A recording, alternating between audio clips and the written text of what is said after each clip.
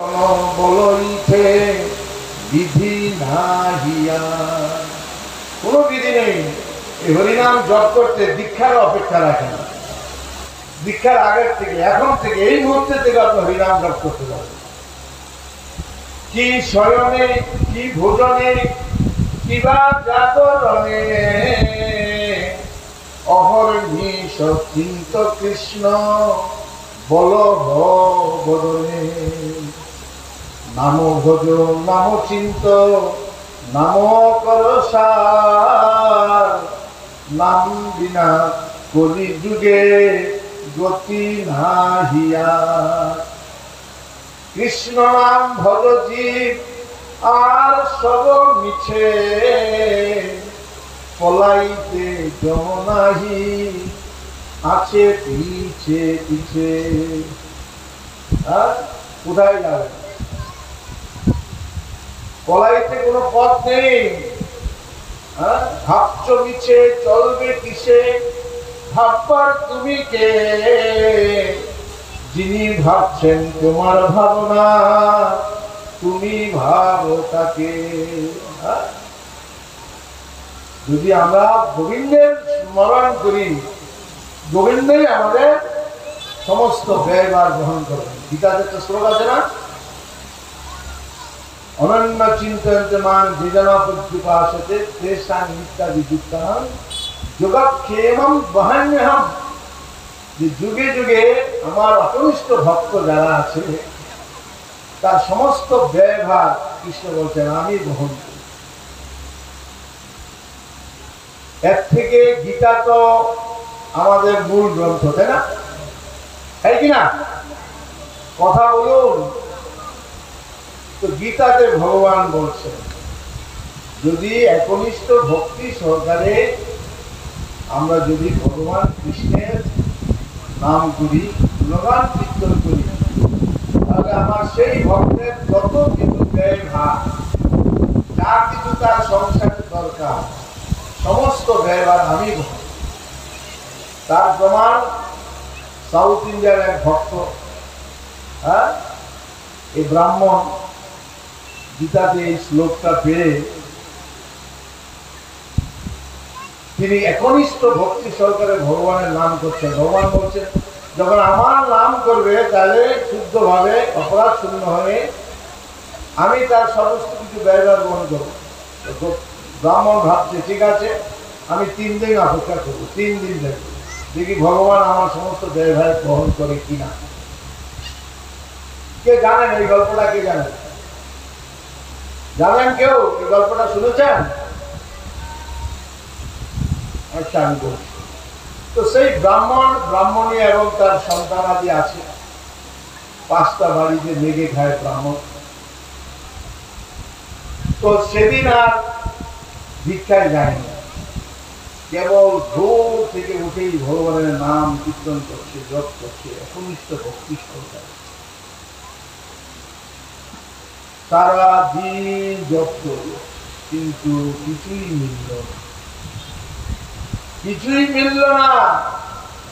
ব্রাহ্মণী বল, কি গো, তুমি যে ভজনই করে যাচ্ছ, তুমি তো ভিক্ষায় গেলে না, আমার ছেলে মেয়েরা কি খাবে?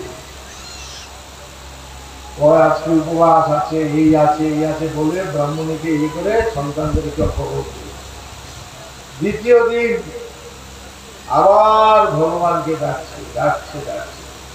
দ্বিতীয় দিনও ভগবান থেকে কোনো সাড়া পায় না। তৃতীয় দিন আবার ভগবানকে ডাকছে, তৃতীয় দিনও কোনো সাড়া পেল না, কেউ আর এলো না। তখন ব্রাহ্মণ বলছে, এইটা, এই গীতার শ্লোকটা ঠিক নয়, মিথ্যা।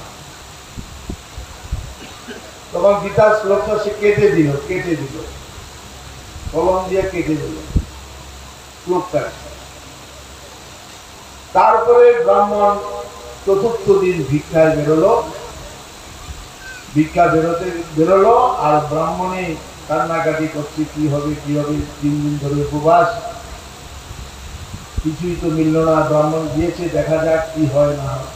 এদিকে দুপুরবেলা দিয়ে 11টা, 10টা 11টার দিকে দুটো সুন্দর বালক, এত সুন্দর বালক দুটো ঝুড়ি ভর্তি করে চাল ডাল তেল মশলা দুধ, তারপর মিশ্রি ফল মূল যা লাগে ভগবানের সেবা, হ্যাঁ, চুকতা সাগাদু ভাজি নালিকা কুষ্মাণ্ড দধি দুগ্ধ দুধ, এই সমস্ত সমস্ত যত রকমের আমাদের ভোগারতিতে গাওয়া হয় না, যত রকমের ভোগ সমস্ত ভোগের নৈবেদ্য নিয়ে আসে।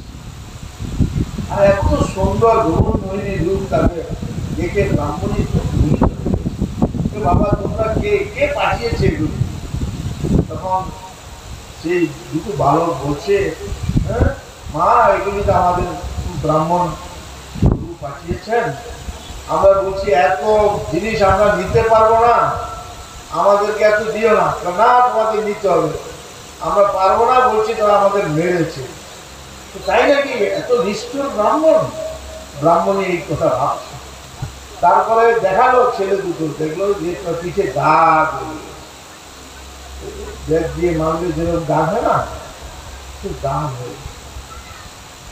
তখন ব্রাহ্মণী খুব চিৎকার করে কাঁদছে, আজকে আসো ব্রাহ্মণ, একটু সুন্দর বাচ্চা দুটোকে এইভাবে নাড়ে। যাই হোক বলছে বাবা একটু ওষুধ টষুধ লাগিয়ে দিল ব্রাহ্মণ। তো তোমরা চান করে আসো, আমি ইতিমধ্যে রান্না করে ঠাকুরকে ভোগ লাগাচ্ছি, তোমরা আসো প্রসাদ পেয়ে তারপর যাও। ঠিক আছে। তো বাচ্চা দুটো চলে গেল। আর এদিকে ব্রাহ্মণী রান্না টান্না করে ঠাকুরকে ভোগ লাগালো, ভোগ লাগিয়ে সমস্ত রকমের আইটেম রান্না করে, সমস্ত রকমের যত রকমের পদ, শাক সবজি বাজারে যা আছে সব রকমের শাক সবজি, ডাল চাল তেল পায়েস মিষ্টি সব সন্দেশ যত রকম।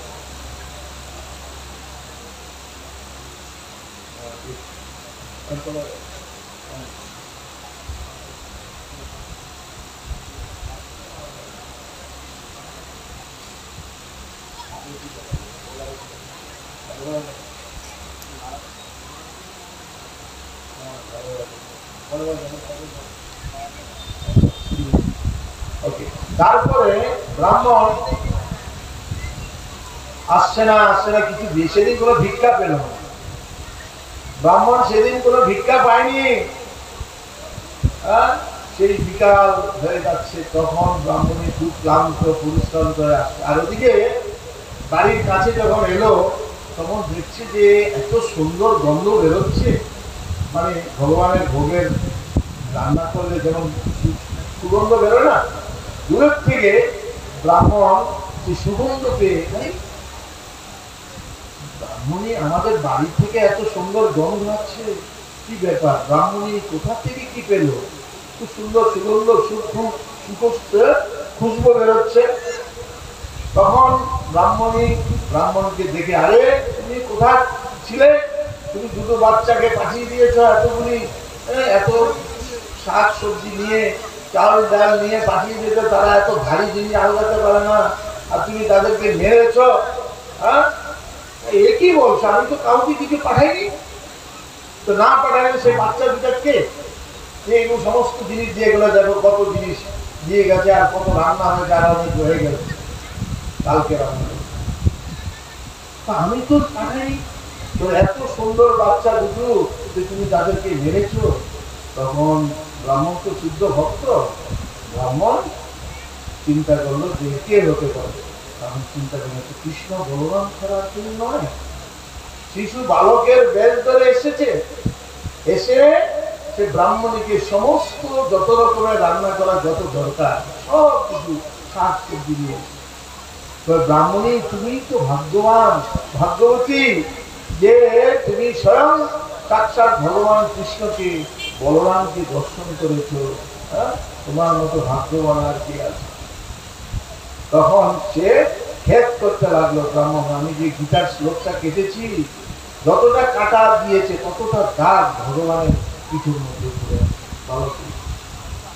এবার দেখুন, যারা নাকি একনিষ্ঠ অনন্য চিন্তনমান, একনিষ্ঠ ভক্তি সহকারে যারা ভগবানের নাম গুণগান করবে, চিন্তন করবে, ভগবান বলছে তাদের সমস্ত ব্যবহার জগৎক্ষেমম বহাম্যহম, যুগে যুগে আমি তাদের সমস্ত ব্যবহার গ্রহণ করি। কিন্তু একনিষ্ঠ ভক্তি হতে হবে। ভক্তি না হলে ভক্তিতে মিলায় বস্তু তর্কে বহু বিশ্বাস করতে হবে। তো কলিযুগের ভগবানকে, ভগবান হল চৈতন্য মহাপ্রভু। ভগবান কাকে বলে? ভগৎ যোগবান। ভগবানই সমস্ত ঐশ্বর্যের অধীশ্বর, তিনি হলেন ভগবান। সমস্ত ঐশ্বর্যের অধীশ্বর তিনি হলেন ভগবান। সমস্ত ঐশ্বর্য, অনেক ঐশ্বর্য আছে, তার মধ্যে সরস্বতীপূর্ণ ভগবান বলা হয়। কৃষ্ণস্তু স্বয়ং ভগবান, কৃষ্ণই হলেন স্বয়ং ভগবান। আর ব্রহ্মা কি বলছেন? ব্রহ্ম ঈশ্বর পরম কৃষ্ণ সচ্চিদানন্দ বিগ্রহ অনাদিরাদি গোবিন্দ সর্ব কারণ কারণ, সমস্ত কারণের পরম কারণ হলেন কৃষ্ণ। ব্রহ্মাদি, যিনি এই জড়জগতের সৃষ্টিকর্তা, তিনি বলছেন। আর মহাদেবকে জিজ্ঞেস করেছিল পার্বতী, মা পার্বতী জিজ্ঞেস করেছে, প্রভু আমাদের কার আরাধনা করা উচিত? এখানে শিব আছে, কালী দুর্গা আছে, মনসা আছে, শীতলা আছে, কার আরাধনা করা? ব্রহ্মা আছে, কার আরাধনা আমাদের করা উচিত? তখন পার্বতীকে উত্তর দিল ভগবান শিব। তিনি বলেন, আরাধনা নাম সর্বেশাং, বিষ্ণুর আরাধনা নাম করেন। সমস্ত আরাধনার মধ্যে শ্রেষ্ঠ আরাধনা হলো বিষ্ণুর আরাধনা, কৃষ্ণের আরাধনা। ব্রহ্মা জপে চতুর্মুখে কৃষ্ণ কৃষ্ণ হরে হরে, মহাদেব পঞ্চমুখে রাম রাম হরে হরে। এই দেখুন, যারা শিবের আরাধনা করছে, যারা ব্রহ্মার আরাধনা করছে, সেই ব্রহ্মা স্বয়ং জপমালায় জপ করছে, মানে তার আরাধ্য দেবতা আছে। ভগবান শিব সেও জপমালায় জপ করছে, মানে তারও আরাধ্য দেবতা আছে। আরাধ্য দেবতাকে কৃষ্ণ স্বয়ং ভগবান, কৃষ্ণ এলেন স্বয়ং ভগবান। কিন্তু এই যে কৃষ্ণ যে স্বয়ং ভগবান, এটা সবার বোধগম্য হবে না। বলছে কোটি কর্মীর মধ্যে একজন জ্ঞানী পাওয়া যায়, কোটি কর্মীর মধ্যে একজন জ্ঞানী পাওয়া যায়।